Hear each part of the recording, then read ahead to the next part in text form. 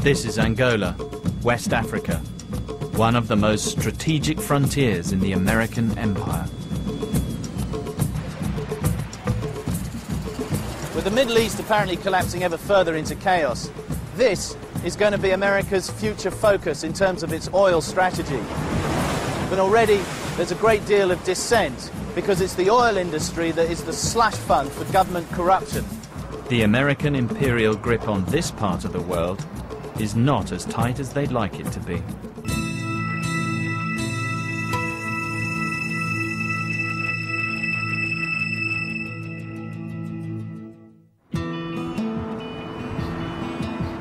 Luanda, Angola's capital.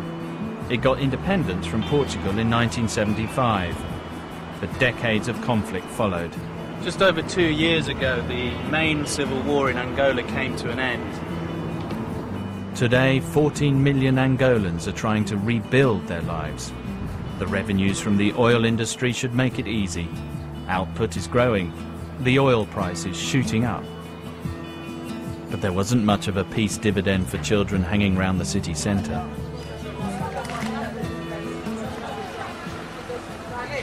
What's your name?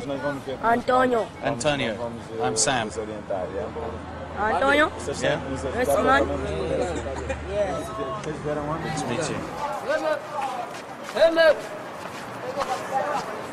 This small group's going to take me to where they live. Você pequeno, amigo.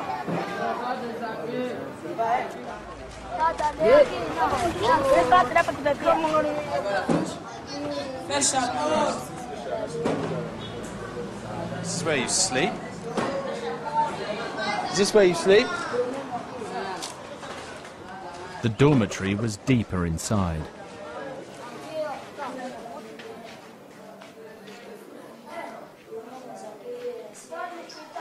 Here, right in the centre of Luanda, just across the street from gas stations and shishi bars, there's a big hovel being lived in by about 50 or 60 children living in conditions that are fit only for rats.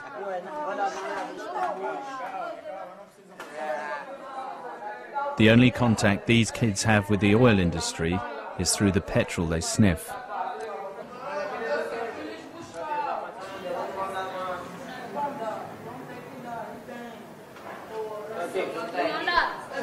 These children's biggest threat to their lives at the moment are the police, who routinely round them up, beat them, and they say they occasionally get killed and dumped. Some are orphans, some are runaways. They're just living here on the streets, absolutely downtown central Luanda. One of the younger boys took me aside. He begged for help.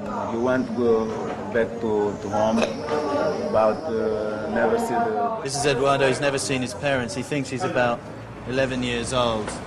He's desperate for help. He says, I'm eating rubbish, surrounded by others who are sniffing glue. And they have absolutely no support group beyond their own friends, such as it is. Hello. The police turned up to check us out.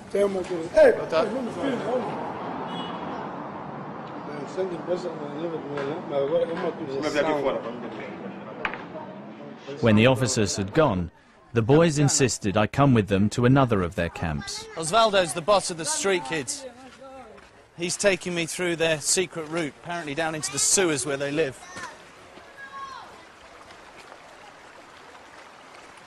One, two...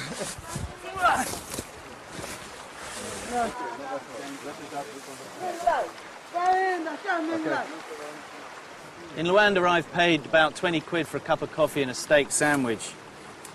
These guys are very proud of the wild tomatoes that grow in the human feces that flows down this sewer, which is their home. And these are the only fresh vegetables they're going to get. Tá bom?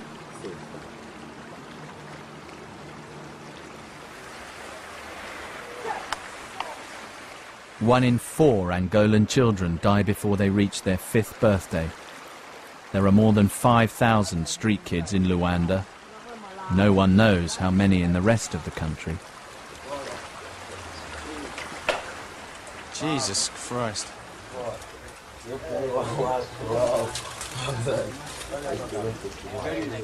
That's Osvaldo's bed right there. This is where Osvaldo and his friends live. Osvaldo's been here a year and a half, he says, and there are beds dangling from the ceiling as far as I can see, which is about 50 or 60 yards up this sewer.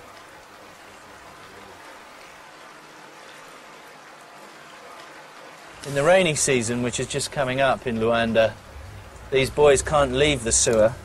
They actually stay suspended in their beds because the sewer becomes 2 or 3 or 4 feet deep in filthy water. Some of these boys have lived this way for 10 years.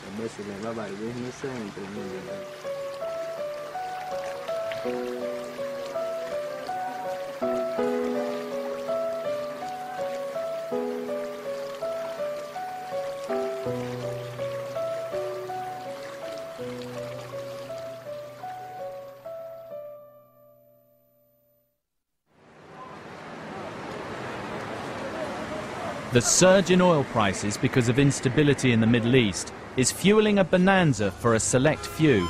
The challenge is in how to spend it. We're in a very smart supermarket. It's like a private club. You need a special membership card. You have to pay up front. And everything is imported.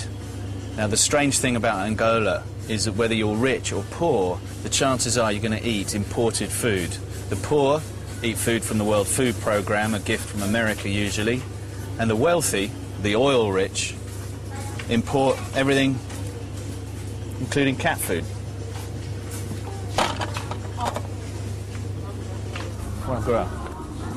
No trip to Angola is complete without a pot of foie gras.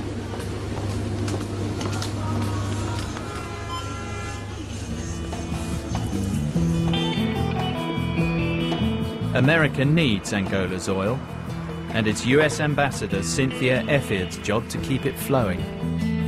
Hi. Hi. Sam Kylie. Nice to meet you. How important is Angola's oil strategically to America? We receive about 5.5% of our non-OPEC oil from Angola. So, and there's thoughts that over the next 10 years, the United States will get maybe up to 20% of its oil from Africa. The situation in Angola where the president's building at least 2 new palaces, and his monthly income is only about $2,000 a month. I mean, you have got a straight conundrum there, haven't you? I don't think any of us would argue that all the money that's being generated in Angola is going to the most socially productive means. We're looking at a country that's just coming out of 27 years of war. And I think one of the things we know is that after that many years of deprivation, people do feel a need to reward themselves. And what we would like to see is those rewards go to all the Angolan people who have suffered so long. Rather than just a handful of people with jet skis on the beach. Or rather than those who have first call, or who feel they should have first call. And put simply, does that mean that if you don't get Angola right, the place is going to collapse and then your strategic oil reserves won't be safe? You're quite right. We're at a crossroads. Eduardo dos Santos has ruled Angola for 25 years. This is one of his 2 new palaces. Criticism of his regime can be fatal.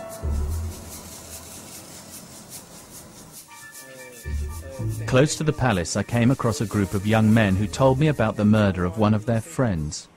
Arsenio Sebastião was walking down from having taken his lunch up on the hill here, and he was singing a song that was anti-government by a local rapper, a rap artist called MCK. The song said, "Why do we have more guns than toys, more nightclubs than libraries?" What followed became a national scandal. Tony here watched as the presidential guard grabbed his friend, beat him, and then tied Arsenio's elbows together tightly behind him, and then forced him at gunpoint into the water. It appears that he tried to swim without using his hands to a buoy about 50 or 60 yards off the shore. And somewhere between here and that buoy, he bobbed up, was seen, went down, and wasn't seen again until the following day when his body washed up, dead. Arsenio's buddies took me to see his widow, Angelina. She was left to care for their 2 young boys. She told me that when she'd been offered help by an opposition party, she was threatened by police. Nós nos sentimos mesmo muito mal, mas nós não temos nada. Não temos, praticamente eu posso bem dizer que nós não temos armas para lutar contra eles. And she says, what can we do? These guys have got the guns, we haven't got any guns. Angelina's youngest lad is deaf and mute. There was an inquiry into his father's murder, but there have been no prosecutions.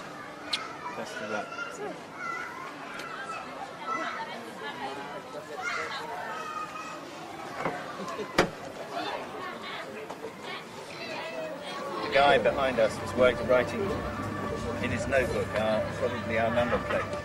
Yeah, he might be a spy. Yeah. No, I saw him with he had a notebook and he was writing it and looking at us. That guy there with the white hat on. There he is. Here he comes. So that's the gentleman who's been following us around the township.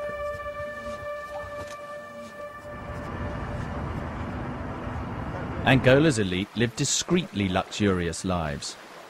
I met up with Arvind Ganassan from Human Rights Watch. He's crunched the numbers and knows how much government revenue is being siphoned off. Exactly, yeah.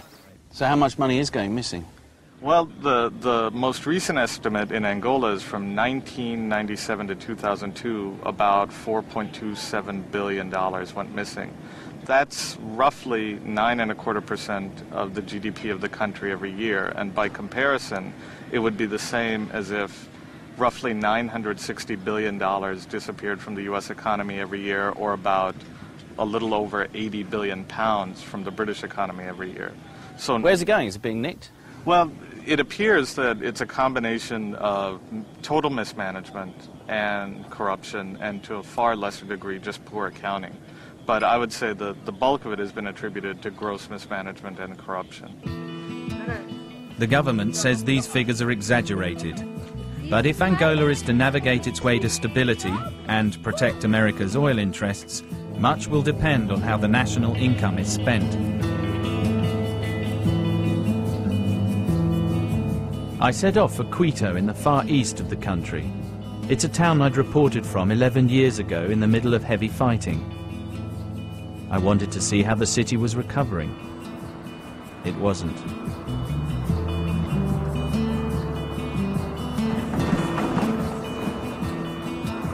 Very little had changed since the bullets stopped flying.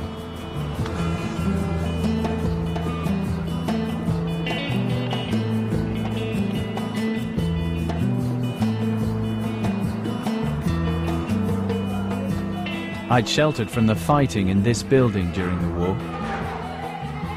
What's left of it is still home to dozens of families.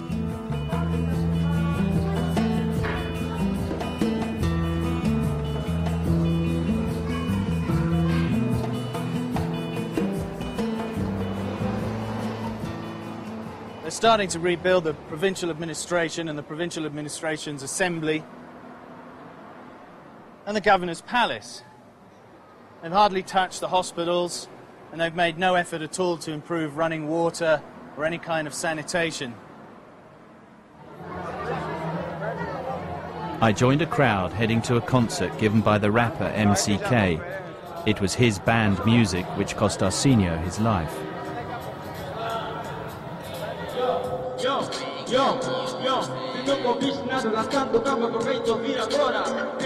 MCK is the voice of a generation of angry Angolans, and they've started to ask awkward questions.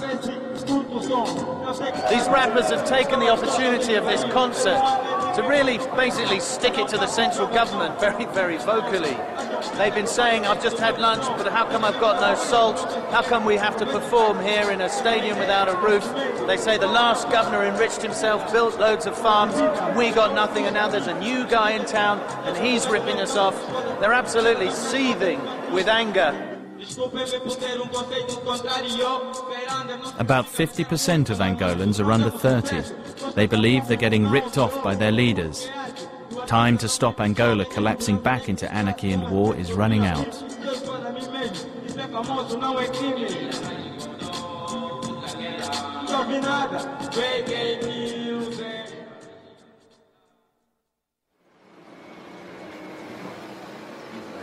Quito is a provincial capital, but there are still no regular flights.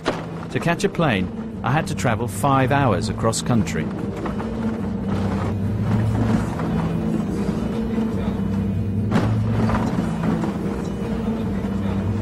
We saw almost no livestock, and most fields lay fallow. Farm animals were slaughtered in fighting years ago.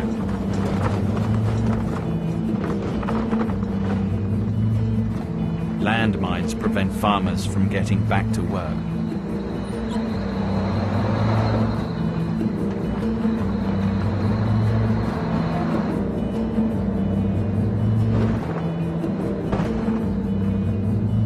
After 3 hours on the road, we spotted a team searching for landmines. My name's Sam. We just wanted to check if this road is really safe and which are the safe bits on the road to drive. Depois, talvez 400 metros antes da estrada, antes da ponte do Cuquema. The good news is that we have already been through a town where they've just found a mine this morning on the road that we've just travelled. The bad news is that they've also found some on the road ahead of us. Nonetheless, he says that the road is pretty safe, but because that many are so heavily and deeply buried over many years, they float up to the surface when the road's being used, if there's roadworks, and so on. So no road in Angola is really truly safe, and we've actually been over an area that's sort of safe, and we're going into one that is sort of safe.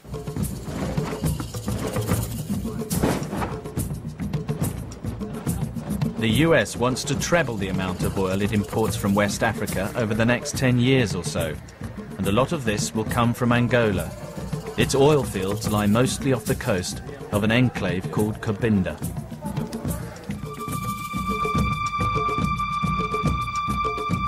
The discontent brewing in the rest of the country has fueled a separatist movement which has been fighting in Cabinda for years.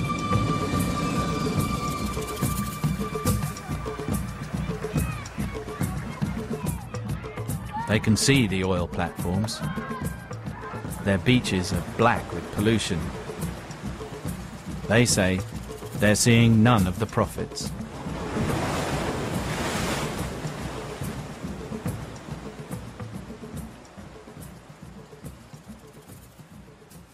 This is the fence that surrounds Malonga, which is the heart of Angola's oil industry. It's a huge area that is completely off limits to anybody who isn't in the oil industry. And although Angola is one of the first signatories to the international ban on mines, the oil industry is an exception to that rule. The whole of the Malonga complex is surrounded with a minefield.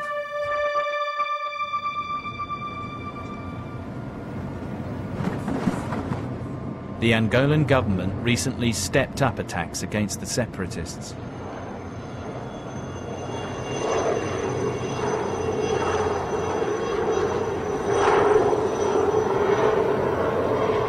And the consequences of this increased military activity have been disastrous for the civilians who've borne the brunt of the Angolan government's attempts to defend its oil interests. Refugees have filled the villages close to Chevron's oil complex. Moises once farmed an area 50 miles east. He told me what happened when rebels killed some soldiers near his village. The army came back to his village and lined up all the civilians and then got in touch with their headquarters. And he says the officer in charge was told to kill one person for every dead Angolan soldier, plus 2. So they selected 5 people. Moises was one of them. So you were forced to sit down, and then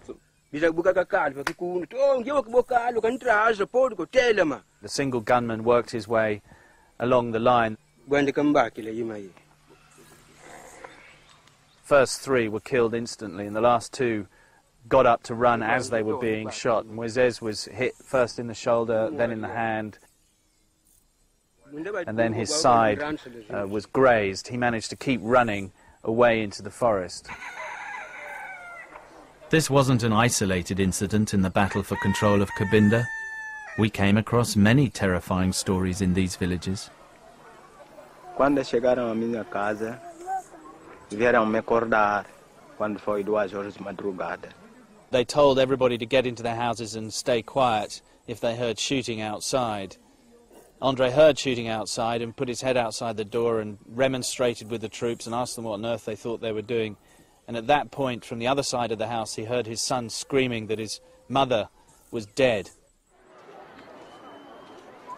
American willingness to make bedfellows of autocratic Arab regimes threatens its oil supply from the Middle East. In Cabinda, it's in danger of making the same mistake.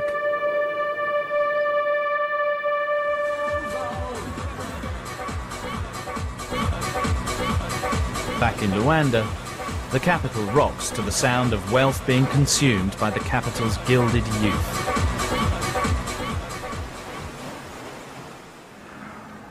No one in the government was prepared to speak to me, except Maria de Luz Magalhães, who's a minister responsible for the country's reconstruction.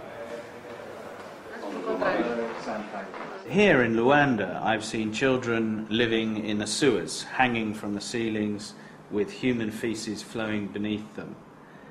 And at the same time, I've seen young Angolan sons of ministers, daughters of ministers, and people close to the president living the life of billionaires. Is there a danger that there could be a backlash against these people? Eu acredito que sim, mas então é uma das grandes tarefas deste. Of course, she said, but that is one of the major tasks of this ministry, to prevent that from happening. Problema. Estamos a tentar encontrar formas rápidas, não podemos. But your president, who earns $2,000 a month, is building 2 private palaces. His daughter owns one of the 2 cellular telephone companies and a private jet. You don't make all that money just with a government salary, do you? Eu não conheço isso. No. You don't know about this? No. You live in Luanda, of course Yes. you know about this. How much have the American oil interests actually fueled corruption? Because perhaps they see it's easier just to pay somebody and get on with the work. Não sei dizer. Não sei dizer. I don't know. You'd better ask them directly, she said. Agora, o nível de corrupção, não me pergunta a mim. Eu sou a pessoa certa para responder. Chevron denies any part in corruption, and this year published every detail of the money paid to the Angolans. Washington needs a stable Angola, but for all the talk of American power, there are limits to its influence. And there is little appetite to nation build here. Not far from the minister's office, I stopped to chat with some children I saw. They were sorting through rubbish. This is the city dump here, and then this is just the rubbish dump. Yeah, it was full of houses in 2002. The government decided to destroy everything. Bom dia. We'd hardly started filming when a soldier ordered us to turn off the camera. Unstable regimes believe the worse the problem.